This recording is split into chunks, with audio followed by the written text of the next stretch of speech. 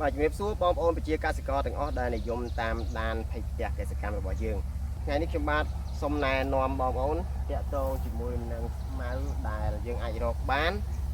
ធ្វើជាចំណីរបស់កដោបតើបងប្អូនមានប្រភពចំណីរបស់កដោបហើយឬនៅហើយបើមិនមានទេតើបងប្អូនត្រូវតែទៅរកប្រភពចំណីនឹងមកពីណាឬក៏បងប្អូនត្រូវតែផលិតវាបែបណាអញ្ចឹងបើសិនជាបងប្អូនមានដីទំនេរធំទូលាយជាដីកសិកម្មបងប្អូនអាចដាំស្មៅជាមុនដើម្បីគុតគង់ទៅលើកដោបរបស់យើងបាទដាំស្មៅជាមុនអានោះវាជារឿងល្អប៉ុន្តែបើសិនជាមិនមានទេហើយបងប្អូនចង់ចាំកដោបដែរតើបងប្អូនត្រូវគិតយ៉ាងម៉េចបាទបងប្អូនត្រូវតែវិភាគថាតើបើសិនជាបងប្អូនដាក់កដោបតើបងប្អូនអាចចិញ្ចឹមនៅក្នុងទំហំប៉ុណ្ណាហើយវាត្រូវការស្មៅប៉ុន្មានដើម្បីគុតគង់ទៅលើ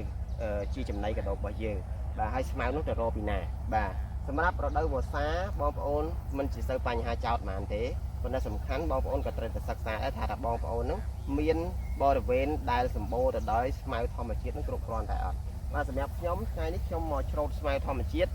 សម្រាប់យកទៅឲ្យកដោបរបស់ខ្ញុំស៊ីបាទនេះគឺជាដើមត្រែងបាទហើយស្មៅធម្មជាតិដែលកដោបអាចស៊ីបានដោយមែនតែនទៅខ្ញុំសូមបញ្ជាក់ថាគឺគោស៊ីអ្វីបានកដោបស៊ីអាហ្នឹងបាទស៊ីតាំងពីស្មៅជើងក្រាស់បាទស្មៅអញ្ជៀនស្មៅជើងតកែបាទស្មៅចុងអំបោសបាទព្រិចបាទឫស្សីបបោះបាទត្រែងបាទស្មៅស្លឹកធំស្មៅទឹកស្មៅគោកគឺស៊ីទាំងអស់បាទស៊ីទាំងអស់ប៉ុន្តែបងប្អូនត្រូវតែច្បាស់លាស់អំពីប្រភពស្មៅថាតើស្មៅហ្នឹងមកពីណាបាទការពារកៃឡូស្មៅហ្នឹងគេបានបាញ់ថ្នាំសម្រាប់ស្មៅឬគេធ្លាប់បានបាញ់ថ្នាំសម្រាប់សត្វល្អិតបាទទៅដាក់ទៅកដោបយើងគឺងាប់អស់មកបាទអញ្ចឹងគឺសំខាន់គឺត្រូវការសិក្សាអំពីសាវតារបស់ស្មៅបាទសម្រាប់ខ្ញុំតំបន់ខ្ញុំមានចំការនៅមាត់ស្ទឹងបាទនេះគឺជាប្រភពចំណីដែលសម្បូរហើយមានទាំងប្រាំងមានទាំងវស្សាតែម្ដងបាទខែប្រាំងក៏មានបាទឥឡូវនេះរដូវវស្សារឹតតែសម្បូរទៀតបាទនេះបាទអញ្ចឹងអានេះគឺជាចំណីល្អលេខ1ហើយបាទចំណីបាទចំណីកដោបបាទដែលល្អលេខ1គឺត្រែងហ្នឹងហ្មងបាទសម្រាប់កដោបអានេះគឺជាចំណីធម្មជាតិណាបាទបាទត្រែងហើយបងប្អូនខ្លះគាត់មានដាំអំពៅបាទស្លឹកអំពៅគឺជាចំណីដែលកដោបចូលចិត្តស៊ីបំផុតហើយបងប្អូនខ្លះគាត់មានការដាំចេកបាទចេកក៏ជាចំណីដែលកដោបអាចស៊ីបានបាទអញ្ចឹង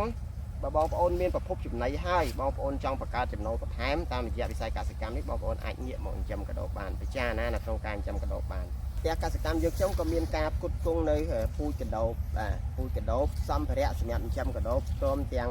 វ៉ាក់សាំងបាទវីតាមីនប្រូតេអ៊ីនដើម្បីជួយបំពេញកដោបយើងឲ្យឆាប់ធំឆាប់ផងដែរហើយតាក់ទងទៅនឹងបច្ចេកទេសនៅក្នុងការចិញ្ចឹមឲ្យតែបងប្អូនទិញពូជពីខាងយើងខ្ញុំនឹងfollow up បាទជាយាម control ជាមួយនឹងបងប្អូនរហូតដល់តែបងប្អូនបាទទទួលបានជោគជ័យនៃការចិញ្ចឹមកដោបបាទហើយចំពោះទីផ្សារវិញទៀតសោតគឺយើងមានសហគមន៍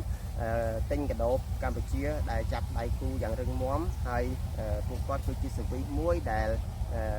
ស្វែងរកទីផ្សារឲ្យយើងហើយពេលនេះយើងមានទីផ្សារធំមួយបាទសម្រាប់ទទួលយកកដោបទោះបីមួយថ្ងៃបងប្អូនផលិតបានរាប់តោនក៏យើងនៅតែមានទីផ្សារដែរអញ្ចឹងសូមធានាថាទីផ្សារគឺអត់បញ្ហាចោលទេទាំង